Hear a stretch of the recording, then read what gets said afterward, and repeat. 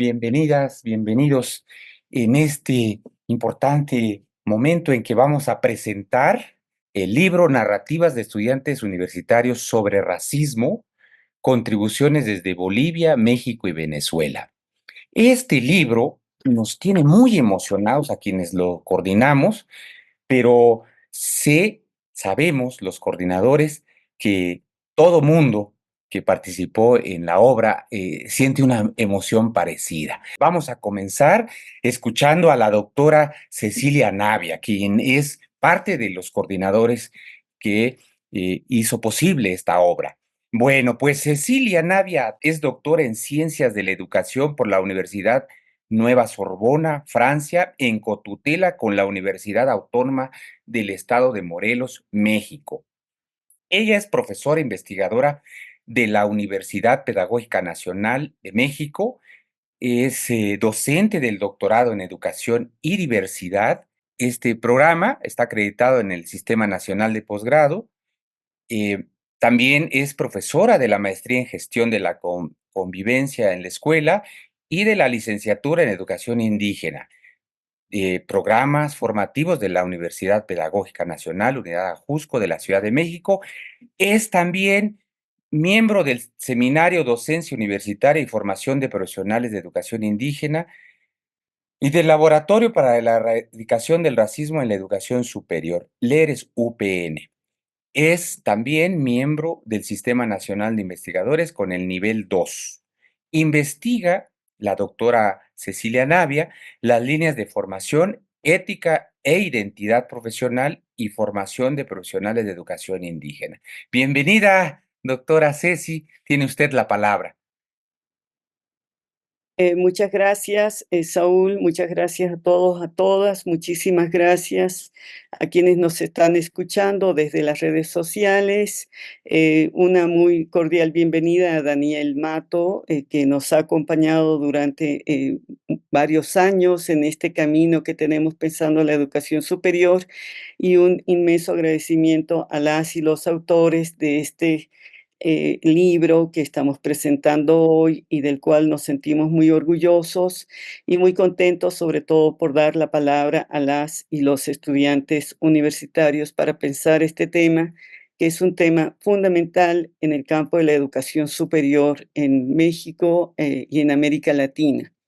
Como todo libro, como toda historia, ¿verdad? Es importante narrarla.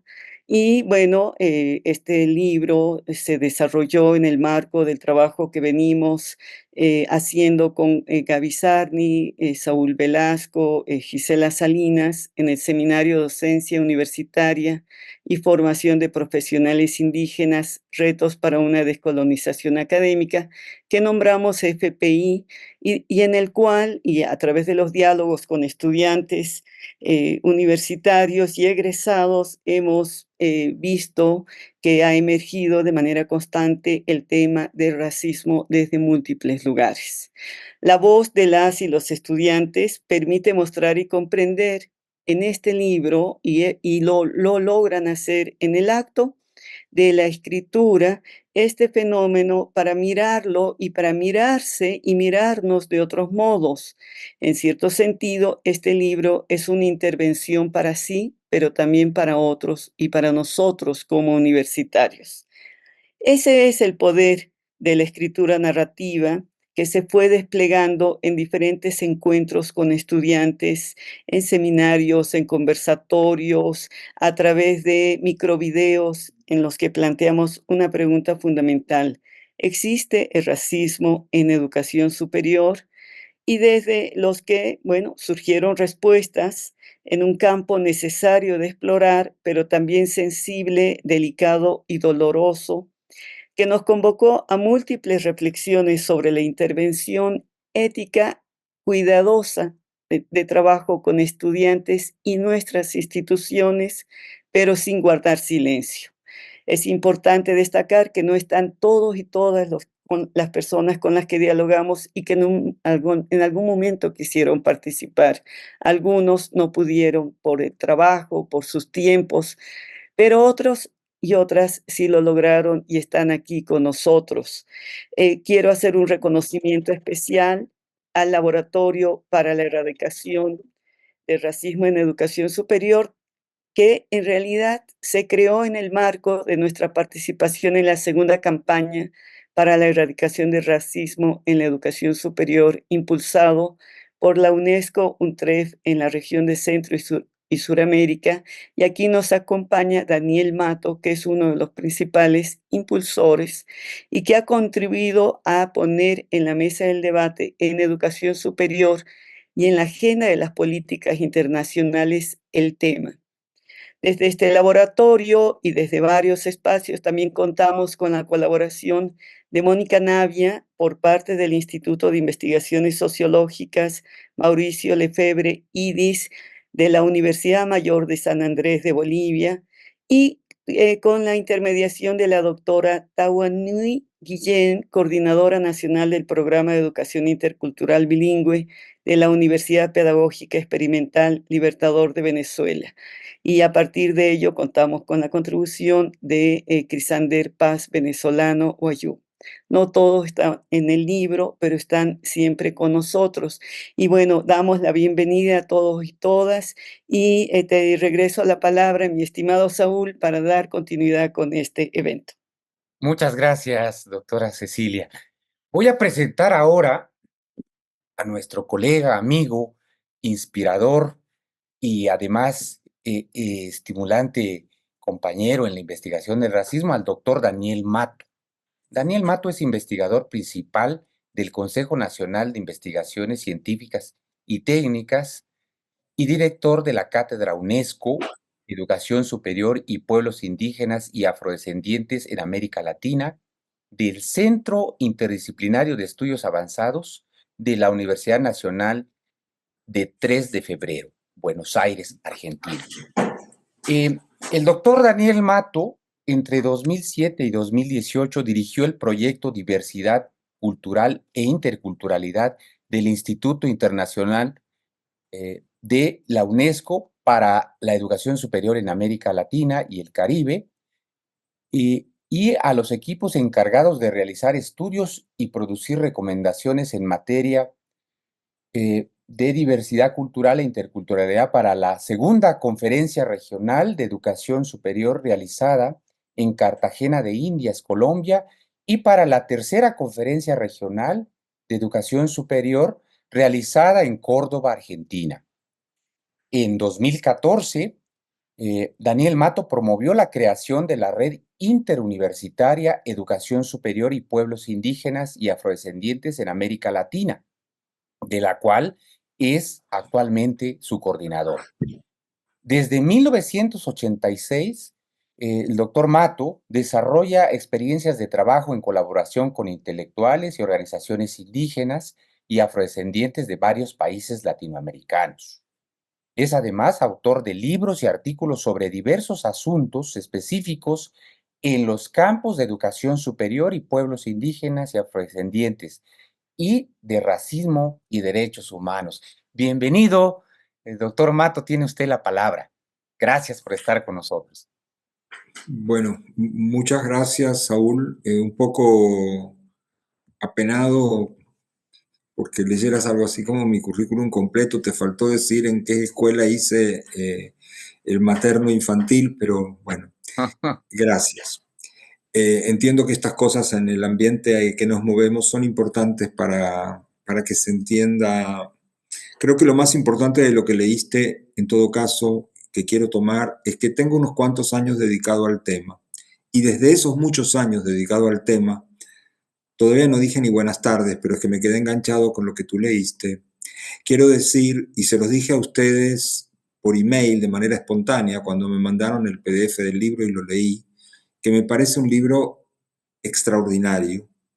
Y me parece un libro, se los dije también a las compañeras y compañeros que son autores de los capítulos hace un rato antes de arrancar, y lo digo en público, yo creo que es un libro que debería ser de lectura obligatoria en absolutamente todas las instituciones de formación de docentes de habla hispana. Digo de habla hispana porque el libro está en español, pero si alguien puede hacer el esfuerzo de leerlo, aunque su lengua o su país de trabajo sea otro, creo que también le vendría bien. Entonces, dicho esto, que es por lo que quiero sinceramente agradecer que me hayan dado la oportunidad, primero de leer este libro, primero que les quiero agradecer que hayan organizado este libro, a ustedes tres, a Cecilia, a Saúl y a Gabriela, y luego le quiero agradecer a las compañeras y compañeros autores de los capítulos que hayan escrito esos capítulos que me parecen cada uno excelente, cada uno importante. Bueno, y quiero agradecer entonces que me invitaran hoy a participar en esta reunión.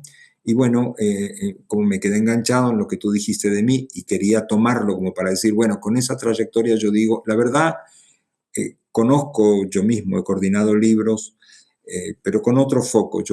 Y he leído muchos libros sobre el tema, pero con otros focos. Acá el foco es clarísimo. Y en primer lugar, el foco o la perspectiva es darle la voz a las y los estudiantes indígenas que padecen de manera directa el racismo. Y digo padecen de manera directa porque todas y todos padecemos el racismo de otra manera, porque el que estemos conviviendo con el racismo y todavía no hayamos explotado de indignación, creo que nos tiene que llamar la atención sobre nuestras propias limitaciones como seres humanos. Esto es insostenible, esto es insoportable. Se supone que estamos en el siglo XXI desde que se cuentan los siglos, pero en muchos milenios desde los inicios de la especie humana. Y es realmente increíble que en la educación superior y en América Latina sigamos padeciendo este problema. No solo que lo padezcan las personas contra las que se dirige y sus comunidades y sus pueblos y sus acervos culturales y sus lenguas, sino que esto continúe afectando como afecta la calidad de la educación superior. No puede ser de calidad la educación superior de ningún país o sistema de educación superior que es monocultural en países que son culturalmente complejos. No es posible que sea de calidad una educación superior que por omisión termina siendo cómplice del racismo. Así como creo que muchos a lo largo y ancho del planeta, no todos ni todas, hemos comprendido que el patriarcado es insoportable e insostenible y es, digamos, imperdonable estar frente a él y no reaccionar. Lo mismo cabe del racismo, pero no se ha tomado tanta conciencia sobre esto. Y pienso que es importante y creo que este libro es un instrumento para que no solo estudiantes, sino especialmente docentes, especialmente autoridades universitarias y de otros institutos de educación superior, especialmente de formación docente, tomen conciencia sobre la necesidad de combatir proactivamente esta marca fundacional de esta triste civilización de la que formamos parte y creo que no nos damos cuenta muchas veces de cuán triste es, de cuán lamentable es. Y lo bueno de este libro es que realmente, por un lado, expresa testimonios en primera persona, testimonios muy valiosos, testimonios muy bien presentados, muy bien escritos, que tienen una carga emocional importante, pero que no por ello, digamos, la escritura se descontrola, permiten, digamos, una lectura. Les admiro por este autocontrol, por no gritar, por no usar mayúsculas y signos de exclamación ante tanta barbaridad de la llamada civilización occidental. Yo he insistido mucho en que el racismo tiene distintas maneras de manifestarse en la educación superior, algunas están asociadas de manera directa a lo que se suele llamar el racismo estructural, otras tienen carácter eh, de sistema y otras tienen carácter institucional y quizás he hecho menos énfasis y por eso mismo estoy tratando de compensar el problema con un artículo que publiqué recientemente y otro que estoy preparando. He hecho menos énfasis en los problemas directos, en en lo que significa de manera directa la discriminación, que no es sino, siempre digo, una manifestación del racismo. Sí, siempre digo y sigo diciendo, no es sino una manifestación del racismo. El racismo es una ideología y es un sistema de poder que es consustancial a la llamada civilización occidental y en particular, digamos, al mundo moderno y al capitalismo contemporáneo, aún hoy a las sociedades contemporáneas, y no terminó con la colonia, sino que lo han continuado las repúblicas, y las potencias excoloniales no tienen tanto que pedirle a las naciones, sino a los pueblos directamente afectados. Me refiero, esto no es con la República Mexicana o la República Argentina o la de Colombia, esto es con los respectivos pueblos, porque el Estado mexicano o el Estado argentino o el colombiano o el boliviano o cualquiera de los estados que tenemos de referencia han continuado con ese régimen racista. Entonces quiero destacar esto y quiero destacar que el libro es importante también porque las colegas y los colegas, porque aun cuando sean aún estudiantes, son autores y autoras, y en este sentido son colegas, no solo, digamos, señalan de manera explícita muchos de estos problemas, sino que señalan algunas vías de acción para combatirlos. Yo leí todo el libro en el PDF, lo tengo lleno de subrayados, y mientras subrayaba iba tomando algunas notas, como suelo hacer en papel reciclado, para mi propio uso, no eran para esta presentación, sino para el artículo que estoy preparando. Y voy a comentar así muy rápidamente algunas que tengo destacadas. Y las voy a comentar, esto no es tanto para el público que no tiene el PDF en sus manos, que creo que está disponible para ser descargado en Internet, pero sí para las autoras y autores presentes, porque voy a decir en qué página, a qué página estoy haciendo referencia, ¿no? Entre páginas 29 y 38, no recuerdo ahora el nombre, no anoté el nombre de la autora o autor, en este caso con referencia a Bolivia o a una universidad boliviana, que no recuerdo si es la Mayor San Andrés o cuál es, hace énfasis en el problema de la no inclusión en los grupos de estudio, en los grupos de trabajo en las universidades, a las burlas y a las burlas por las maneras de hablar, sin tener en cuenta que el español es la segunda lengua para las personas de los pueblos indígenas o para la mayoría de ellas, y que esto lleva a bajar los niveles de participación, de satisfacción con el trabajo universitario e incluso a abandonar la universidad. En la página 51, en este caso es una colega de México o un colega, el énfasis en las dificultades por la diferencia lingüística y además por la precaria formación escolar recibida en estadios educativos previos, que no es responsabilidad de estos pueblos, sino responsabilidad de los respectivos sistemas educativos, es decir, es responsabilidad de los estados. En la misma página 51 también se señala el tener que padecer burlas y menosprecios por la manera de hablar español, que inhiben la posibilidad de expresarse con libertad dentro y fuera de las aulas. En página 52, esto vergonzoso para todas y todos quienes somos docentes. Produce, digamos, vergüenza ajena. Algunos profesores y pares son cómplices de esto. Otros se oponen. Otros no lo permiten. No debería existir un solo docente o que continúe como si tal cosa ante un problema de este tipo. Desde luego no deberían existir tampoco estudiantes que lo hagan, pero la responsabilidad en el aula es de quienes somos docentes. En la misma página 52 señala esto de ver a las personas de pueblos indígenas como salvajes, como incivilizados.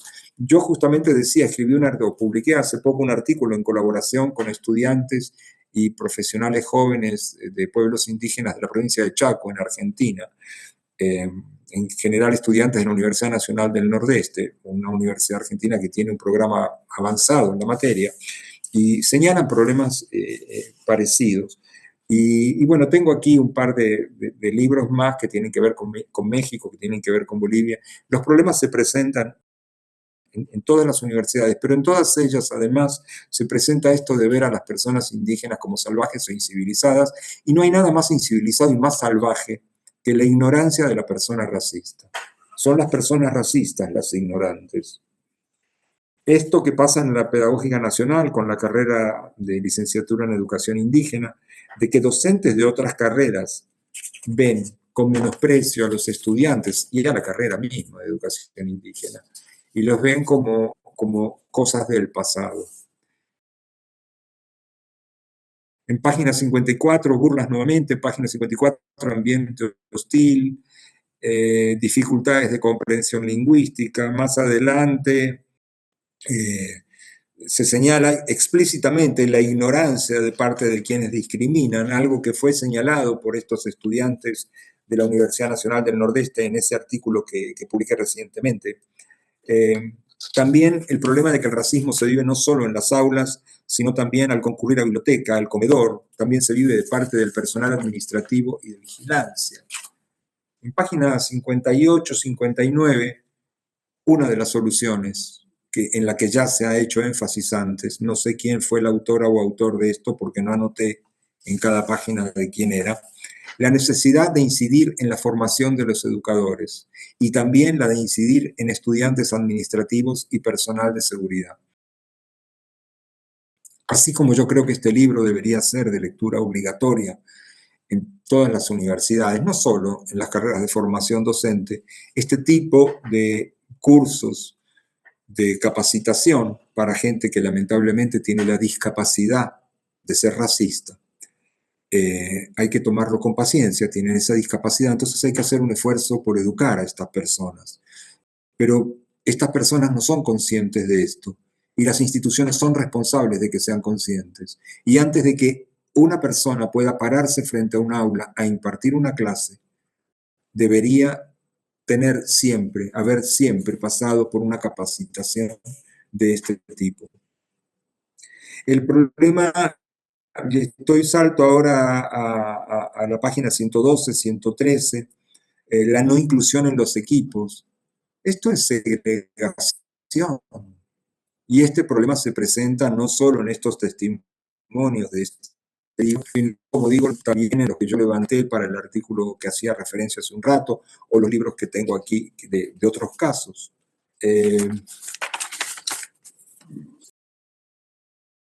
Bueno, en general, nuevamente, la exclusión de los grupos de estudio, que es una manera de segregación muy silenciosa. No te digo nada, no te descalifico, no me burlo, simplemente no te incluyo en el grupo de estudio. Eso es segregación, incluso aunque no haya un cartel como en las formas de segregación del racismo en los Estados Unidos que conocemos por el cine o por fotografía de carteles de baños solo para blancos o baños para gente de color. Bueno, que yo no te invite a un grupo también es una forma de segregación, aunque no haya un cartel.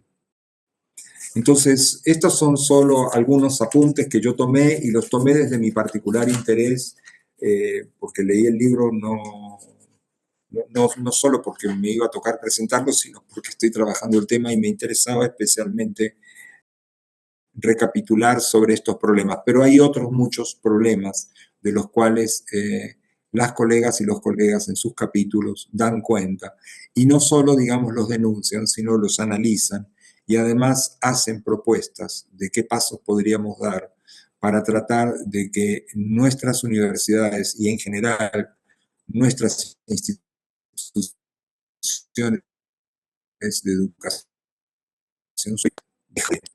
no solo mejoran en el sentido de respetar los derechos humanos de estos grupos de población, sino que mejoren en su calidad, porque no pueden ser calidad de ninguna manera, figuran en el lugar que figuran en su seno. El racismo es la marca distintiva en universidades que son monoculturales y monolingües, en universidades en las que se sigue despreciando a una parte importante del alumnado, pero además a corpus muy importantes de bibliografía y a perspectivas muy importantes respecto de cómo nuestras sociedades pueden relacionarse con el planeta del que formamos parte, del que no somos dueñas ni dueños. Por eso el desastre que estamos viviendo, por haber ignorado esas otras visiones de mundo. universidades que lo ignoran no pueden ser de calidad, y lo digo de todas, de las de quienes estamos en esta reunión ahora, de quienes nos están acompañando por YouTube, de absolutamente todas, porque todavía no tenemos universidades que sean verdaderamente pluriculturales, plurilingües o interculturales e interlingües. No importan tanto los prefijos, sino que salgamos del monoculturalismo, que salgamos del supremacismo blanco, moderno, occidental. Nuevamente, mis felicitaciones a Cecilia por haber tomado la iniciativa de organizar este libro, por haberlo hecho, y a las colegas y colegos, no existe la palabra, me salió espontáneamente, muchas gracias y felicitaciones. Gracias. Gracias, Daniel, gracias por todo lo que ha dicho en esta presentación. Vamos a continuar. Le toca ahora a la compañera Lorena Jocelyn Ipatl Hernández, no sé si lo estoy pronunciando bien, me perdonarás. Ella es originaria de la comunidad de Chilchotla, en el estado mexicano de Puebla. Es egresada de la licenciatura en Educación Indígena de la Universidad Pedagógica Nacional, Unidad Ajusco de México. Participó en el proyecto de racismo en la Universidad Pedagógica Nacional. Sus líneas de interés son la interculturalidad y el racismo. Actualmente trabaja en una guardería. My Little Steps se llama la guardería, en el Estado de México. Lorena participó en un microvideo sobre el tema del racismo en la educación superior, mismo que está disponible en la página de YouTube de nuestra universidad, la Pedagógica Nacional de la Jusco. Y también es destacada por haber participado en el Laboratorio para la Erradicación del Racismo en la Educación Superior, LERES, de la misma universidad. Por favor, Lorena, te escuchamos. Muy buenas tardes a todos los presentes y a los que nos ven. Bueno, yo comenzaré hablando este libro desde mi experiencia. Bueno, al ser parte de la Universidad Pedagógica Nacional en el Ajusco, tuve la oportunidad de ser parte del laboratorio de investigación LERES, en el cual dimos entrevistas o hicimos entrevistas tanto a compañeros de la misma universidad de diferentes carreras como a docentes que actualmente practican la docencia. En esta etapa me di cuenta que el racismo aún es un tema que está invisibilizado, que es muy poco común y que muy pocos conocen realmente. Y es preocupante porque al ser una universidad en donde muchos se dedican a la docencia, creo que tendríamos que tener más conciencia del problema que es y prepararnos, ¿no?, para los problemas que enfrentemos en la práctica docente. Bueno, en mi capítulo principalmente hablo de mi experiencia. Una cosa es conocer la perspectiva de mis compañeros y otra es reflexionar sobre mi trayectoria y más aún sobre mi trayectoria de vida. En mi capítulo yo redacto como principales focos en donde no sabía que estaba presente el racismo y que una vez que yo pude analizar y reflexionar esta etapa, me di cuenta que habían muchas situaciones o acciones que eran racistas. Yo creo que parte fundamental de esto es el cómo nos marcan.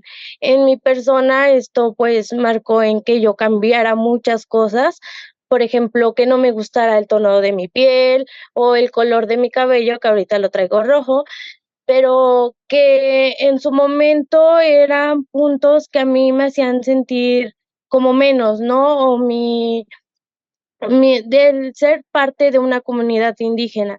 Al llegar a la pedagógica y empezar a formar parte de este grupo de investigación, me di cuenta que realmente no existe nada de malo y que no tenía que cambiar yo, ¿no? Que la que tiene que cambiar es la sociedad, pero muchas veces no nos damos cuenta del problema hasta que encontramos una acción o hasta que llega un punto en que algo nos marca. Entonces, yo creo que este libro es para eso, para que nosotros no esperemos a que algo nos marque para observar que el racismo existe y para saber que es un tema que se debe de hablar, sino que tomar acciones o medidas antes de. Creo que es parte fundamental de nosotros como futuros docentes o como ya se mencionaba, de diferentes profesiones, porque una cosa, y es muy fuerte cuando eres víctima del racismo, pero también creo que existe otra cara, ¿no? Que es reconocer el que alguna vez nosotros también hemos tenido acciones o actitudes racistas hacia otros compañeros. Creo que también es de valientes el reconocerlo y el de tratar de cambiarlo, y no solo tratarlo, sino de que, tomar acciones, tomar medidas que ayuden, no solo a que cambiemos como persona, sino que nuestro entorno cambie esas actitudes. Muchas veces el racismo, como ya se mencionaba, es una ideología que nosotros seguimos reproduciendo, tal vez no de nuestra casa, pero tal vez de nuestra sociedad o del entorno en el que estamos presentes. Creo que poco a poco podemos ir cambiando esta parte. Para mí es muy fundamental este libro porque a través de las experiencias, no solo mía, sino de mis compañeros, me puedo dar cuenta que no solo existe el racismo en la sociedad occidental, como se llama, sino también en las comunidades entre mismos hablantes de una comunidad originaria, entre mismos, no sé, compañeros de docencia, entre mismos compañeros como alumnos, existe el racismo. Y muchas veces como docentes nosotros decimos como, por ejemplo, yo me lo menciono en mi escrito en primaria, es un juego de niños. En adolescencia, los apodos, pues es porque te llevas bien, es una forma de, no sé, de expresar que es tu amigo. Sin embargo, creo que el ponerle de apodo a una persona por el color de piel o por características diferentes, no creo que sea un juego. Creo que se debe de tomar más a conciencia lo que nosotros decimos o las acciones que tomamos, porque en una persona puede llevar a que la persona cambie aspectos tanto, físicos como mentales, pero a una escala mayor, por ejemplo, a una comunidad, desde mi perspectiva, en mi comunidad cambiamos nuestra lengua originaria, dejamos de hablar en náhuatl por estos aspectos racistas, por estas actitudes racistas. La lengua se quedó de lado y hoy en día enfrentamos la extinción de nuestra lengua originaria. Creo que es un problema que va más allá de solo una persona, que puede llegar a una escala mayor. Y si en la educación superior nosotros podemos hacer algo, creo que estaría bien y creo que puede impactar a más personas. Nosotros como futuros docentes podemos impactar desde niños pequeños en donde estemos laborando hasta adolescentes. Creo que es una forma muy buena y con este libro creo que con todos mis compañeros queremos mostrar las dos caras de la moneda, tanto como la parte en que fuimos víctimas del racismo, como en la parte en que alguna vez nosotros también hemos sido personas que han hecho racismo y que hoy en día estamos tratando de que se visibilice, de que sea un tema que se hable, de que sea un tema en que pueda llegar a más personas. Creo que también esa es una parte en que, desde mi perspectiva, yo nunca lo había hablado con nadie más. Hasta la oportunidad que tuve de escribir mi vida, me di cuenta de que habían muchas cosas que hablándolas, no sé, que visibilizando más, pude haber tomado otras acciones. Creo que esta parte de crear los microvideos, de darle más exponencia al tema, es una parte fundamental, no solo para los que queremos ser docentes o laboramos como docentes, sino también para todas las universidades y para todas las profesiones. Mm, creo que esto sería todo de mi parte. Muchas gracias. Gracias, Lorena. Gracias. Vamos a continuar. Entonces, le toca a Josep. Josep Usnayo Sirpa nació en La Paz, Bolivia, en 1996, si es que es correcto el dato. Tú me corriges, Josep. Estudia la carrera de Sociología en la Universidad Mayor de San Andrés, la UMSA, en donde es además dirigente universitario desde 2019. Actualmente funge como secretario ejecutivo del Centro de Estudiantes de Sociología. En el área de investigación se especializa en las ramas de la sociología urbana y sociología de la religión, todo esto en la UMSA.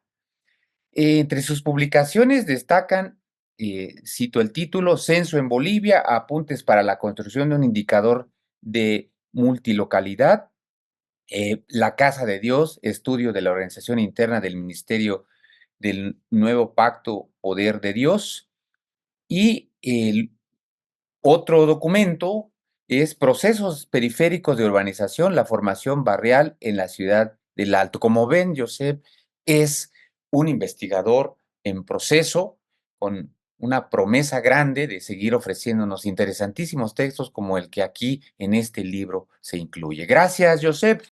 Es tuya la palabra, estimado Josep.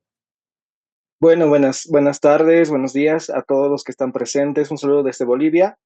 Acá, bueno, vamos a analizar un poquito más de lo que he escrito en mi capítulo, ¿no? En este libro hermoso que, como decían los colegas de los diferentes países, es un aporte muy valioso, muy exquisito para analizar esta temática que tal vez es invisibilizada o normalizada, ¿no? Como también en los análisis vamos a ir viendo.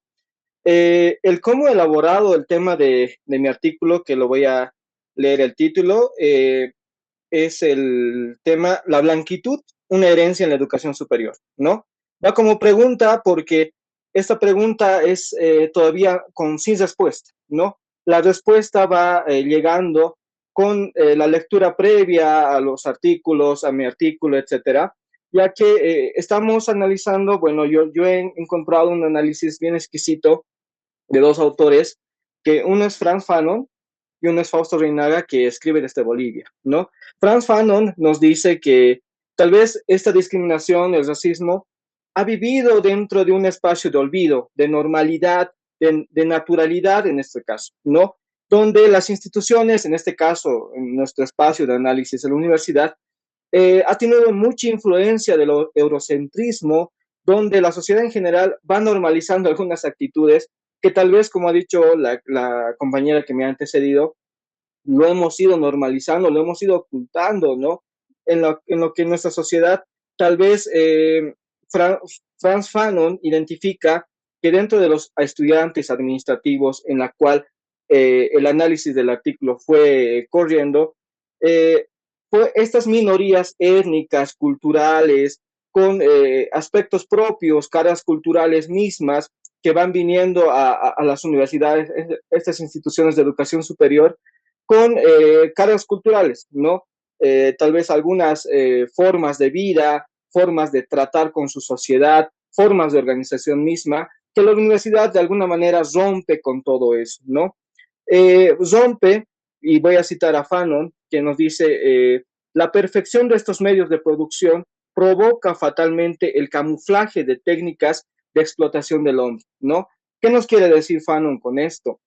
Fanon, al momento de encontrar este bagaje mismo de la teorización, nos dice que el racismo va entrando de manera disimulada a lo que es nuestras aulas, nuestros docentes, nuestros administrativos, las cuales es inquietud misma de mi parte de entender esta sociedad, de que estas actitudes, estos modos de vida se van normalizando, ¿no? Y de esa forma es que mi persona ha ido elaborando esta parte del capítulo, ¿no?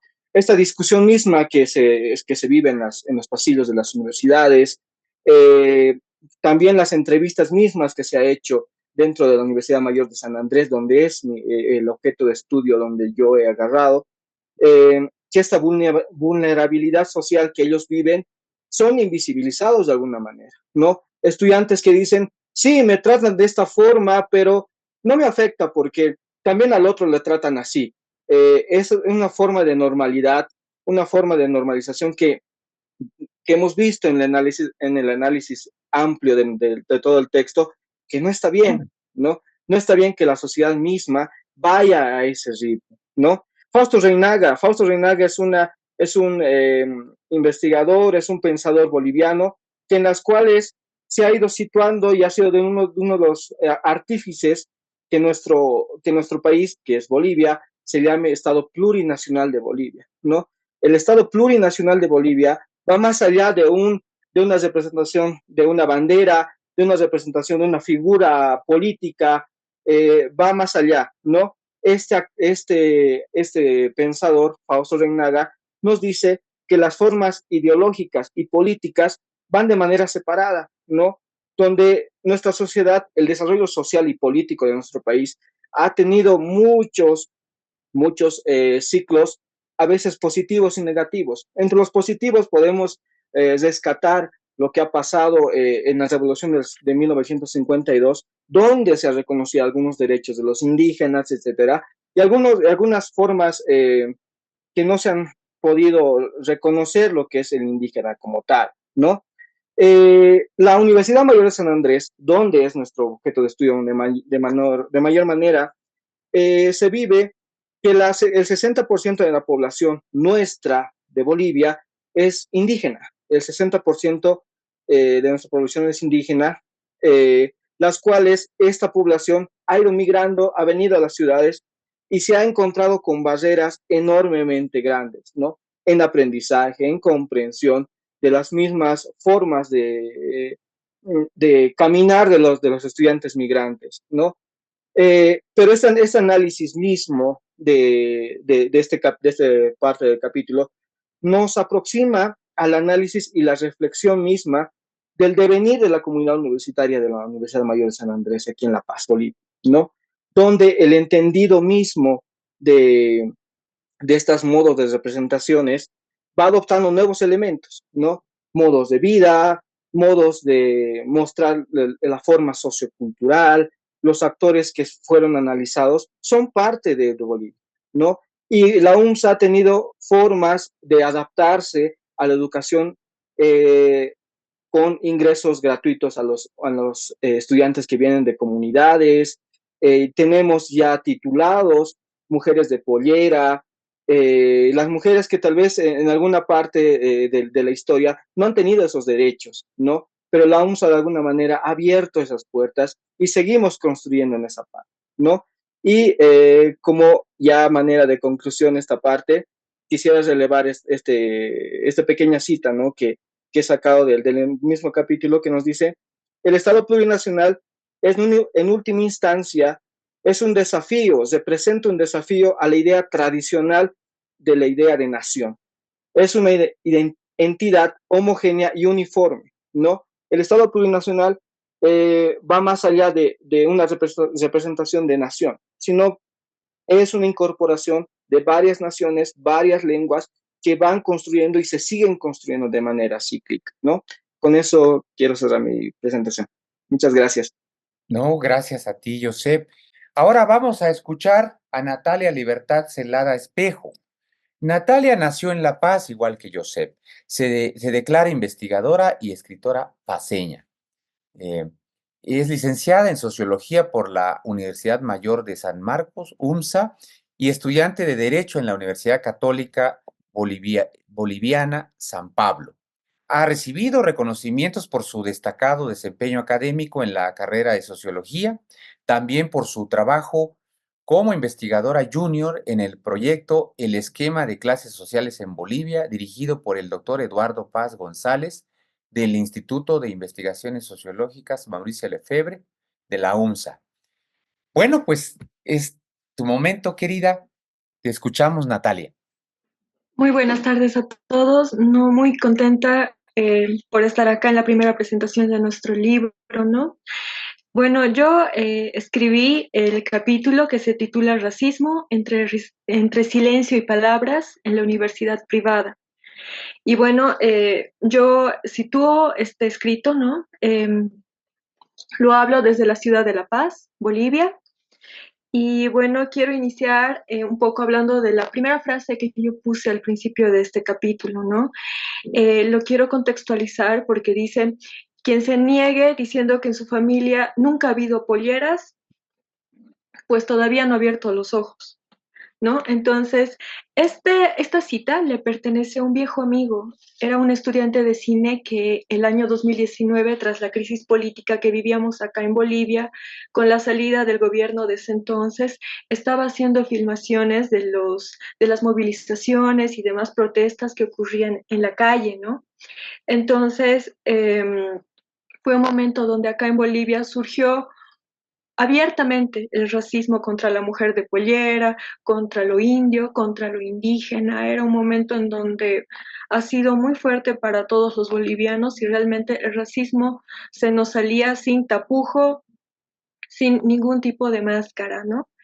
Entonces, es en ese momento donde yo intento ya ingresar a mi escrito y parto con una reflexión, un recuerdo mío de cuando era niña. Entonces, yo, siendo niña también, aprendí, ¿no? Cómo me enseñaron erróneamente, por supuesto, a diferenciar ciertos tipos de piel, cierta forma de hablar y cómo la blanquitud merecía ser elogiada, mientras que ser morenos no.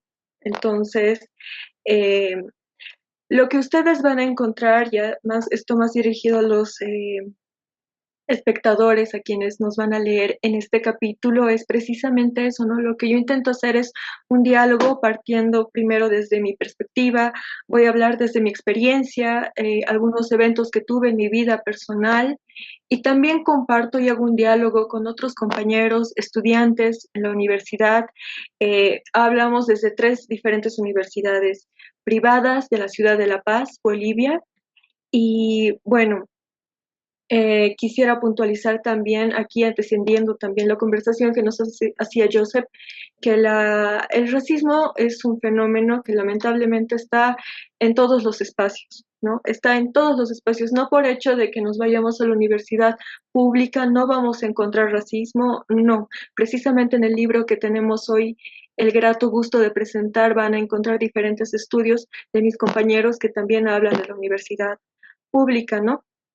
En este caso yo hablo de la universidad privada y bueno, ya entrando de lleno a lo que es el tema del racismo, ciertamente, como señalaba Daniel Mato, es algo absolutamente sutil, que es difícil muchas veces de sacar y de identificar. Y creo que en el escrito yo pude identificar 3 formas en las que se expresa el racismo.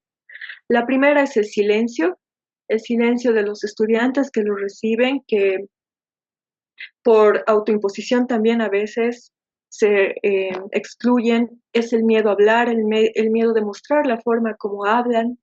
Eh, una segunda manifestación fue la indiferencia que sienten ciertos grupos racistas, ¿no? Que tratan de invisibilizar al otro conscientemente, ¿no?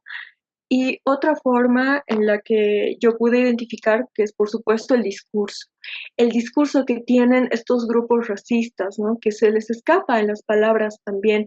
Entonces ustedes al momento de leer el capítulo van a encontrar distintos relatos de compañeros, algunos contando sucesos quizás más fuertes que otros, en donde traté también de rescatar lo que ellos percibían y por eso es que en las citas está tal cual hablamos acá en La Paz, tal como nos expresamos acá los estudiantes, con ciertos modismos del ya, por ejemplo, cuando algo nos hace gracia, ¿no? Entonces, he tratado de capturar la naturalidad con la que estos estudiantes me han dado también los testimonios y tratando de hacer también en ciertos momentos cierta análisis teórico respecto al racismo y cómo podemos intentar revertirlo, ¿no?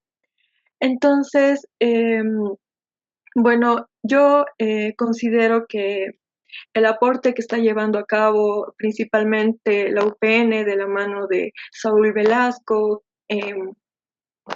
Cecilia Navia, Gabriela, principalmente, es algo muy valioso, ¿no? Nos han dado la oportunidad de poder sacar nuestras experiencias, dar bolsa a los estudiantes y convertir este proyecto en un libro me parece algo sumamente valioso, no solamente porque el racismo es un campo que merece todavía ser más profundizado, merece todavía tener más investigación, por supuesto, sino porque me parece que este libro en concreto, Narrativas de estudiantes universitarios sobre el racismo, contribuciones desde Bolivia, México y Venezuela, es una forma de saltar ya a la práctica. En ciertos relatos que contamos en este libro, muchas veces ni los estudiantes ni los profesores saben cómo responder frente a estos actos, ¿no? Entonces, de alguna manera, siento que este libro ya nos está mostrando, de cierta forma, cómo las universidades, cómo las instituciones educativas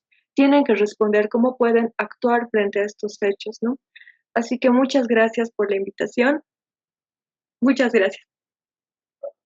Gracias. Me corrigen porque no dije que eras egresada de la Universidad Mayor de San Andrés. Dije la UMSA en un atropello propio. Discúlpame. También eso debo decir en el caso de Josep. Josep escribió la investigación, bueno, este trabajo, esta investigación, cuando era estudiante. Ya no lo es. Al menos ese dato tengo aquí en el WhatsApp. Si me equivoco nuevamente, mil disculpas. Decía una comandante zapatista aquí en México, soy indígena, no importa, soy mujer, no importa, lo que importa es lo que voy a decir. Entonces, discúlpeme porque son fallas mías, porque no estoy diciendo las cosas como idealmente debieron haber sido señaladas. En parte, en descargo, es que he leído las semblanzas suyas de el libro, pero obviamente que los tiempos van haciendo que uno cambie. Entonces, con esa aclaración, me voy a permitir ahora a darle la palabra a José Guadalupe Landeta Ortega. José Guadalupe es hablante del mazateco de Mazatlán, Villa de Flores, Oaxaca. Esta es una lengua de un pueblo originario aquí en México. En estas fechas es estudiante del doctorado en Educación y Diversidad de la Universidad Pedagógica Nacional, Unidad Ajusco. ¿Es así, José? ¿Es así? Eres estudiante, porque ahora ya voy a tener mucho cuidado en lo que digo, ¿verdad? Bueno, en esta misma casa de estudios se formó previamente como licenciado en Educación Indígena y como maestro en Desarrollo Educativo. Se ha desempeñado José Guadalupe a la fecha como maestro de telesecundaria, de bachillerato y de licenciatura en distintas instituciones del estado de Oaxaca, México. Sus áreas de interés de investigación son el rescate y conservación de la lengua indígena, la epistemología ancestral como modo, cuidado y de vida, la educación indígena y la educación intercultural comunitaria. Si me faltó algo o dije algo más, corrígeme, por favor, porque estamos entre amigos, aunque no nos estemos viendo todos, entre amigos y amigas. Tienes la palabra, querido José Guadalupe Landeta. Gracias. Hola, hola, muy buenas tardes a todos. Efectivamente, soy hablante del Mazateco, del estado de Oaxaca, de México. Y sin duda la UPN pues ha sido mi casa, ¿no? Que siempre me ha abrido cuando lo he necesitado. Y efectivamente en este momento me encuentro realizando el doctorado en educación y diversidad. En este libro pues traté de aportar mi granito de arena con el propósito de poner a discusión, con el propósito de cuestionar y de vivir un proceso reflexivo y que nos ayude a hacer conciencia de cómo opera el racismo, no solamente a nivel institucional, sino en los diferentes espacios a donde nos situamos como humanos que somos, ¿no? Y que en ocasiones cometemos o somos racistas y que en ocasiones también lo hemos vivido, lo hemos padecido, ¿no? Y creo que en este momento hemos dado un paso súper importante.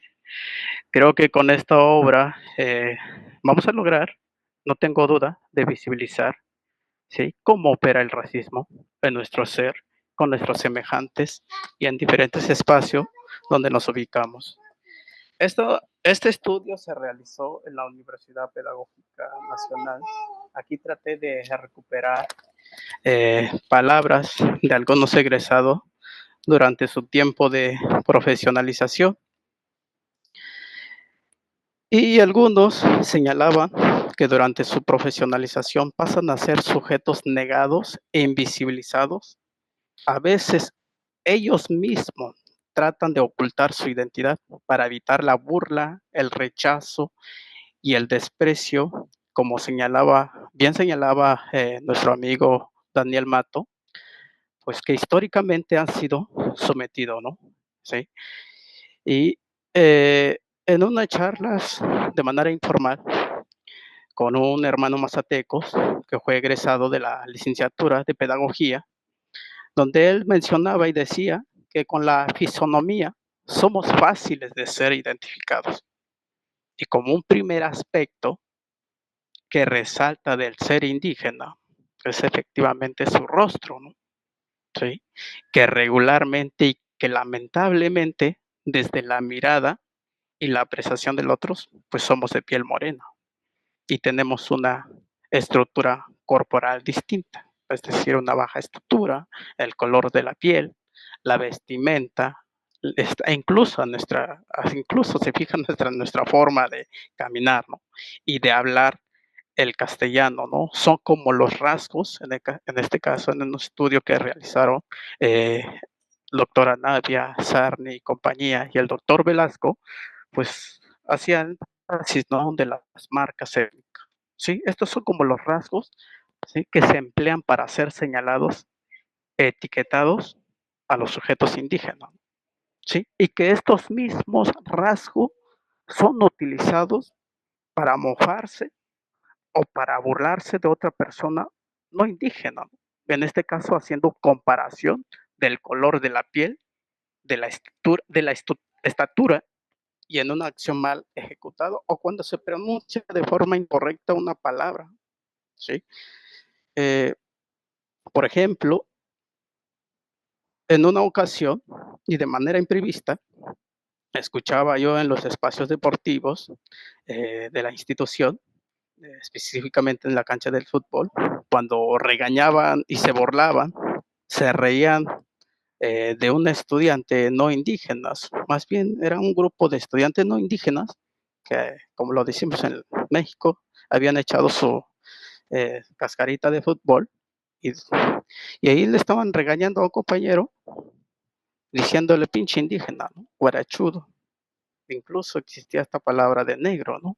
Señalándolo como el principal culpable de haber perdido el partido, ¿sí? Y un segundo aspecto que quisiera yo resaltar es justamente cuando se emite un diálogo o se expresa una idea en el español, considerando que para el sujeto indígena o para cualquier hablante de otra lengua, pues existe una peculiar forma de hablar, ¿no? De expresarnos, ¿no? Y esto tiene que ver con el tono, con el acento y diferentes marcas de la lengua de origen. Eh, Síntesis tiene que ver con la particularidad del sistema fonológico, ¿sí? En esta situación lingüística se puede llegar a experimentar, eh, o cualquier persona puede llegar a experimentar este proceso, ya sea la lengua, ya sea aprendiendo una segunda lengua como el español, inglés, francés y portugués. Pero para el otro, es decir, el no indígena, a veces escucharlos o cuando nos escuchan a veces hablar español, pues les parece chistoso, que a veces hablamos mal el español. En una conversación durante la maestría, llegué pues a escuchar y a dialogar con diferentes compañeros, también tuvimos compañeros de otros países, y justamente una compañera de otro país, pues comentaba, ¿no? Que la gente que dominaba el español, pues que lo habla más cantada y más fluida, y que la manera de hablar de una persona indígena, pues es como un poco más cortante y menos fluida, ¿sí? Escuchar estas expresiones, pero también surge expresiones como de rechazo hacia el sujeto indígena, ¿sí? Se mencionaba a manera de burla Algunos decían, ¿no? Pues habla mal el español, descomponen el español. Es más, a veces no se les entiende lo que dice. Y es fácil de identificar el sujeto indígena cuando habla el castellano. Pues fácil, ¿no? El sonido los delata. Se escucha chistoso cuando habla. Además, de expresiones relacionadas con la lengua, en este sentido, pues también, como ya se mencionó, también se cuestiona su forma de vestir, su forma de caminar, su baja estatura, ¿no? Como, estos son como los rasgos primarios que a simple vista se puede identificar del sujeto indígena, ¿no? Y que a través de estos rasgos pasan a ser objetos de burlas, ¿sí? Pasan a ser sujetos que sufren discriminación, racismo, incluso estereotipos, ¿no?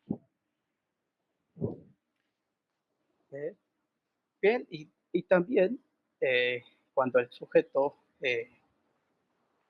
llegan a reclamar algunos derechos, pues lo ven como sujetos revoltosos, ¿no? Que pareciera que son sujetos que no tienen derecho a reclamar. Es más, lo llegan a ver como son revoltosos, o lo dicen de esta forma, son revoltosos porque quieren que se les den gratis las cosas, ¿no? ¿Sí? Y parece de esta idea, cuando alguien reclama su derecho, ¿sí? Pues pareciera que son sujetos que buscan las cosas de manera gratis, ¿no? ¿Sí? Pero esta situación, quisiera yo recalcar, que no solamente se dan en los espacios universitarios.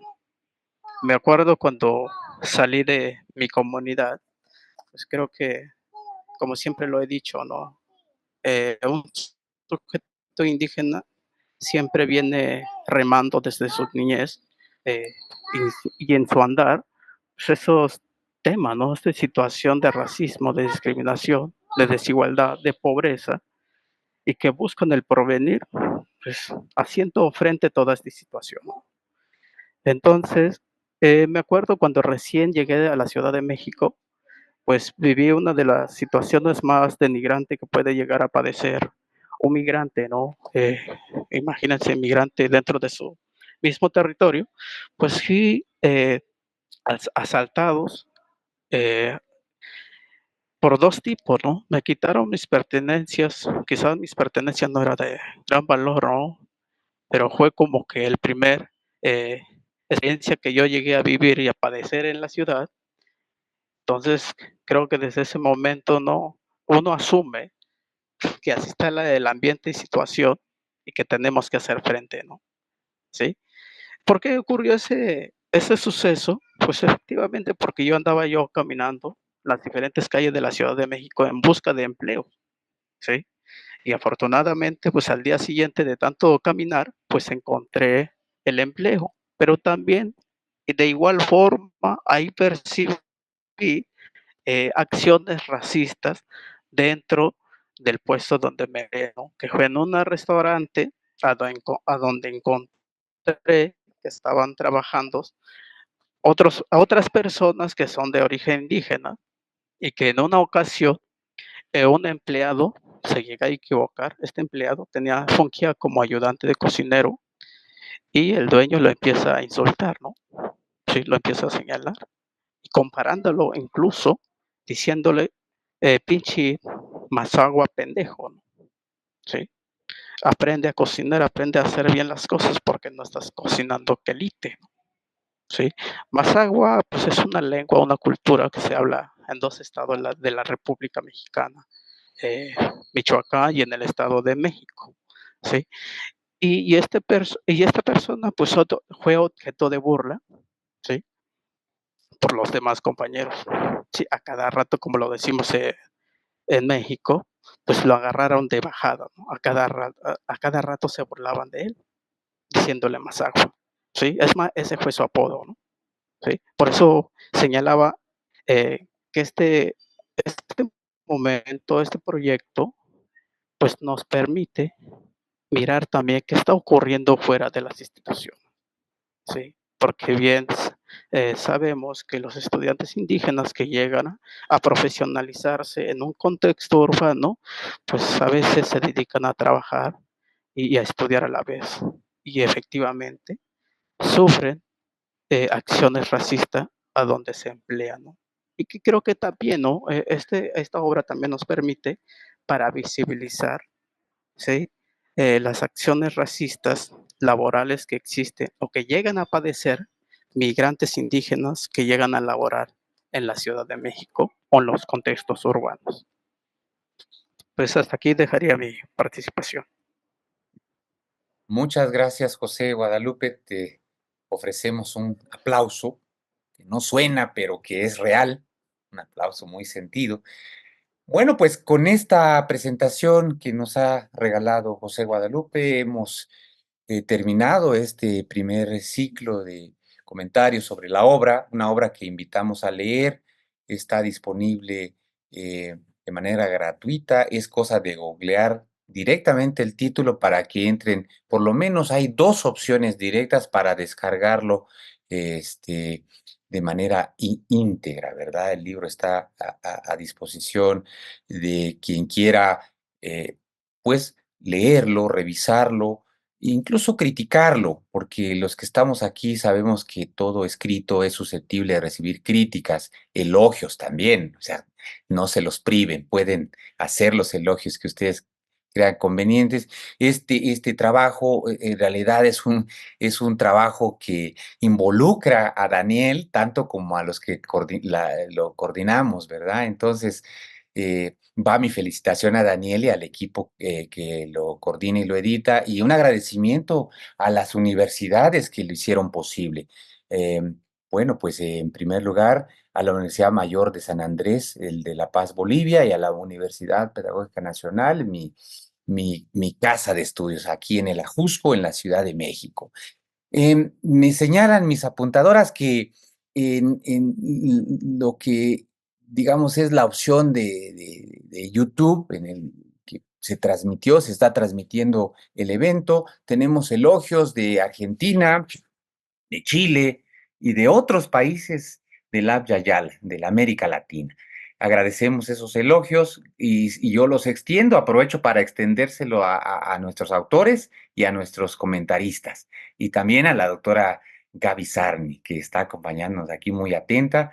Hemos terminado entonces con esta primera parte. Doctora Gaby, ¿tiene usted algo que señalar? Le puedo conceder el uso del micrófono. Bueno, Saúl, muchas gracias. La verdad no quiero extender tan interesante presentación de los autores, las autoras, la contribución de Daniel, como siempre. Hay muchos colegas, amigos que nos acompañan desde diferentes partes de América Latina, de Centroamérica. Y bueno, creo que los testimonios hablan por sí solos, no solo los que se escribieron en el libro, que se pueden revisar, sino también esta presentación que están haciendo aquí las y los autores, ¿no? Allá a varios meses de haber producido esta obra, que fue una obra producida de manera colectiva, eso tal vez también forma parte de un comentario que está en la introducción de la obra, la forma de producción de estos testimonios, cómo trabajar de manera colectiva, cómo plantear este tema tan complicado, tan difícil, tan doloroso, de manera tal que permita que podamos hablar de él, ¿sí? De este tema y atenderlo, ¿verdad? Entonces, yo no quisiera tampoco agregar más. No sé si Cecilia quisiera complementar con algo más, Saúl, y bueno, alguno de los autores, y Daniel por acompañar esta presentación. Muchísimas gracias. Gracias, Gaby.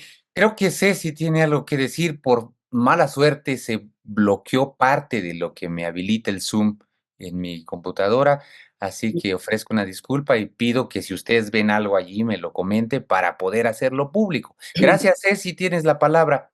Muy bien, muchas gracias, Saúl, y muchas gracias muy especiales a Daniel por habernos acompañado. Yo creo que tenemos que decir que el diálogo con él ha sido fundamental para que nosotros pensemos de otro modo y muy sólidamente o más sólidamente en la medida que podamos el tema del racismo en educación superior y un inmenso agradecimiento a las y los autores de este libro, narrativas de estudiantes universitarios sobre racismo, contribuciones desde Bolivia, México y Venezuela, y quiero mencionar sus nombres: a Natalia Libertad Celada de Bolivia, a Juan Diego Landeta de México, a Lilian Rosario Cruz de Bolivia, a Joseph Luis Usnayo de Bolivia, a Leticia Palma González de México, a José Guadalupe Landeta de México, a Corazón de María Mayo de México, a Crisander David Paz de Venezuela, a Lorena Jocelini Pat de México, a José Alberto Reyes González de México, a Paloma Santos Palomino de México y a Salvador Jurado Madrid de México. Todos ellos están presentes también en YouTube. Va un abrazo inmenso y deseamos pues continuar este diálogo, que queda muchísimo por hacer. Y te doy la palabra, Saúl, y inmensas gracias también por este excelente acompañamiento y estar junto con nosotras pensando y trabajando, ¿verdad? De manera colectiva desde el 2017, me acuerdo, empezamos a dialogar desde el seminario de formación de profesionales en educación indígena. Y bueno, te doy la palabra, Saúl. Muchas gracias al público presente. Gracias, Ceci, por tus palabras. Si hubiera alguna acotación, algún comentario adicional eh, de los participantes, puedo ceder la palabra, mientras agradezco a quienes tuvieron la voluntad y la paciencia de seguirnos, pues invitarlos a que descarguen el libro. El libro es suyo. Quisiera también, si me permite, Saúl, Mónica Navia, del Instituto de Investigaciones Sociológicas de la Universidad Mayor de San Andrés, que nos acompañó en este libro, en este proyecto. Ella realmente en los talleres que tuvimos con los autores nos aportó de manera muy importante en la perspectiva narrativa. Y bueno, en ideas generales sobre el tema, dice lo siguiente: envío muchas felicitaciones a los y las autoras de este libro. Es un inicio de una discusión que las y los autores desde distintos puntos de la región abren sobre una problemática que nos une en la reflexión y en la construcción de sentidos comunes para repensar una racionalidad de la comunicación que nos oriente a un mundo común de comunicación. Mónica, muchísimas gracias por estarnos escuchando. Saludos a las y los colegas del IDIS, de la UMSA y de Bolivia, que también están escuchando esta presentación del libro. Saúl. Gracias a todas y a todos por acompañarnos, por participar. Un abrazo enorme, que tengan excelente día. Educar para transformar.